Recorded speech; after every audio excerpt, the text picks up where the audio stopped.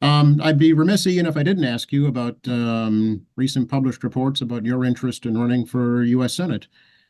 Yeah, I've seen those as well. I have not yet made a decision on that race, but stay tuned. We'll see.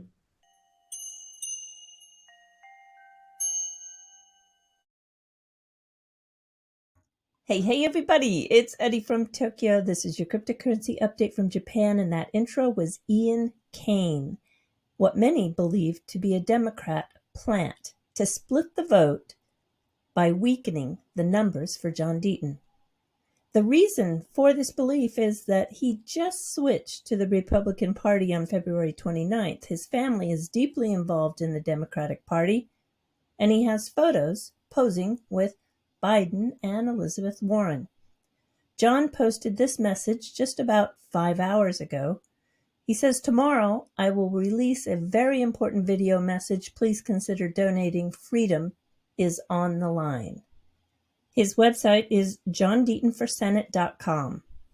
The SEC enforcement review from the Harvard Law School is out. This is for the year 2023. And they highlight that the SEC brought a total of 46 cryptocurrency-related enforcement actions in 2023. That's a 53% increase from 2022. And they also highlight that the SEC suffered a high-profile loss in the Ripple matter. The SEC website is down today. Wow. I feel for the people needing to meet a deadline on a filing. You're looking at the top 100 by market cap, and you can see the dominance by Bitcoin, Ethereum, BNB, and Solana. At the time of this recording, you can see that there is a pullback by Bitcoin, and it is dragging down the market, except for Conflux, up 10% on the 24-hour.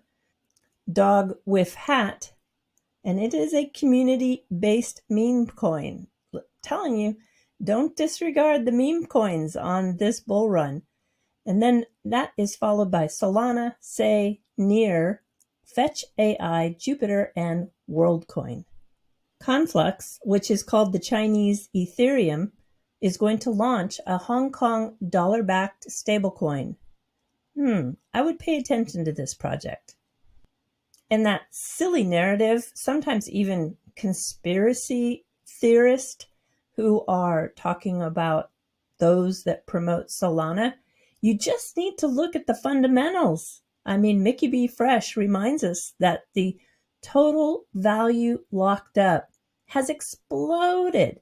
And Ethereum and Solana, the DeFi ecosystems are booming.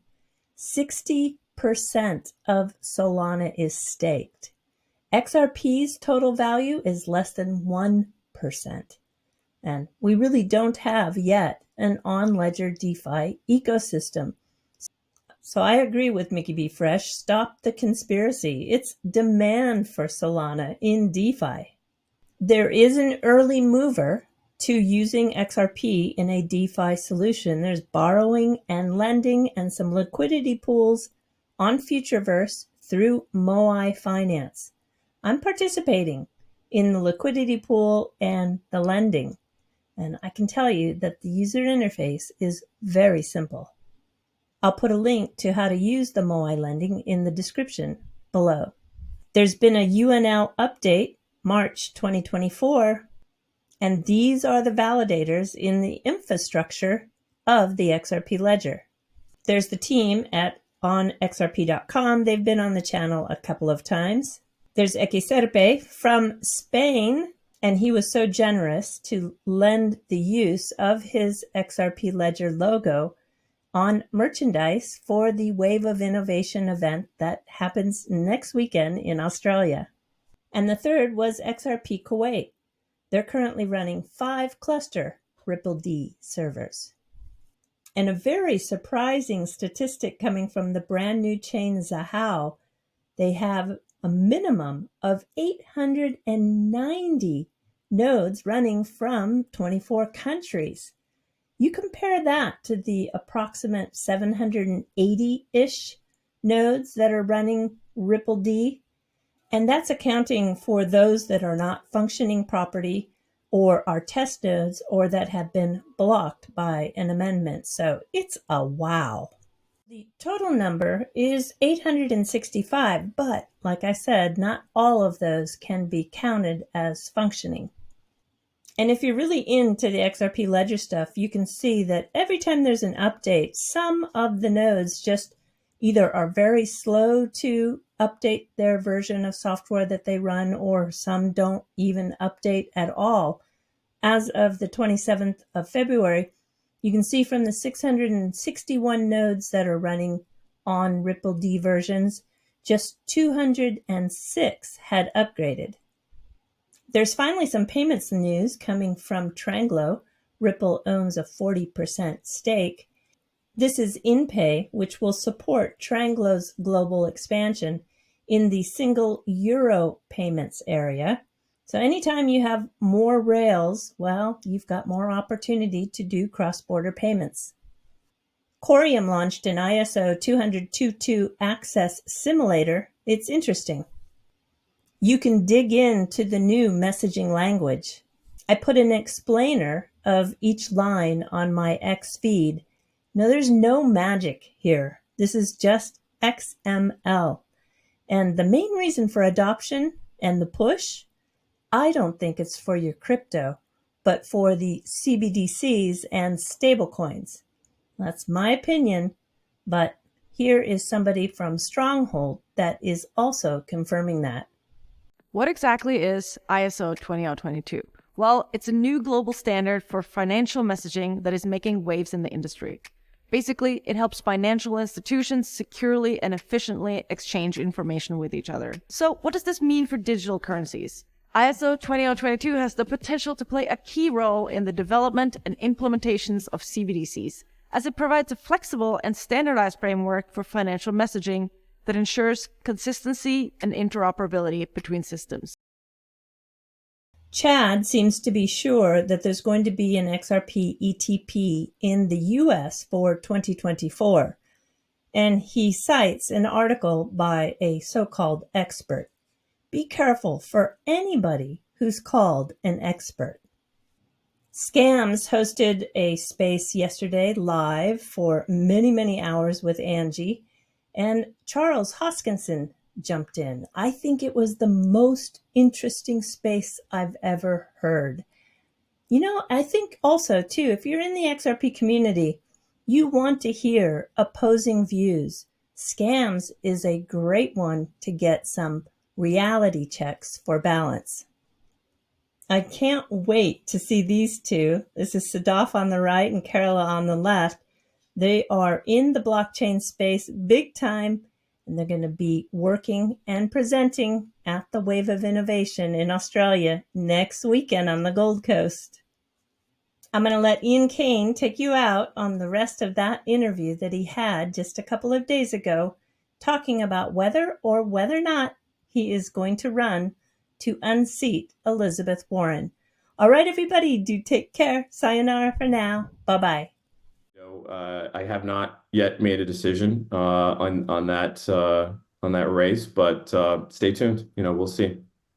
Okay. Following up an earlier report back in the fall about interest in U.S. Congress. So do you have higher political aspirations in the future? Yeah, I enjoy the role that I'm in right now in City Council. I've been in here for 9 years. I've learned so much, especially this is the grassroots stuff that matters, right? You learn what really matters to people, how services are delivered, how they can be delivered, and how to access resources to make sure that we can really make improvements in people's lives. If there's an opportunity to take on a role that can allow me to have better access to resources to deliver to a broader swath of people, then I'd always look at that. I think it just matters on what that role is and the, I guess, path to possibility. Could you serve both? Could you be a U.S. Senator and a city councilor? I don't think so. I don't think that works that way. But it'd be pulled in two very different directions. Well, plus your full-time job, by the way. Yeah. Yeah. Oh, yeah. Plus that. The report mentioned that you've registered as Republican now. Is that true? Mm-hmm. Okay. Yes. Why? So, I mean, I grew up in a bipartisan household. My model for public service was, George H.W. Bush. I mean, I started writing to the president in the White House when I was 7 years old. And, this was sitting around the TV with my grandparents and my mother watching Crossfire, right? And really like getting a sense of the debates and the issues of the day.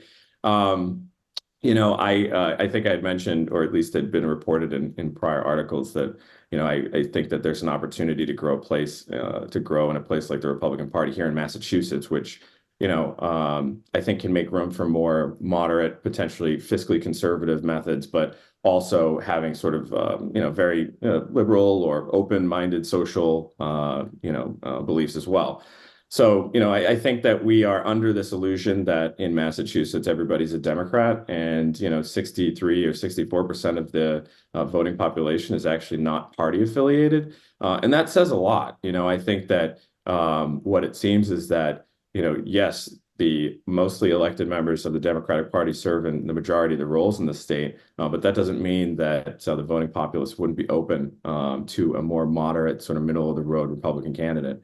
And I think that's enticing. I mean, an opportunity to change a conversation that is currently being, I think, strongly held by a certain group of political class. It's time to open up the conversation a little bit more because it's not as black and white or red and blue or up and down, as it is. It's time for, I think, for to have a more nuanced discussion about life and community and how we want to see our future.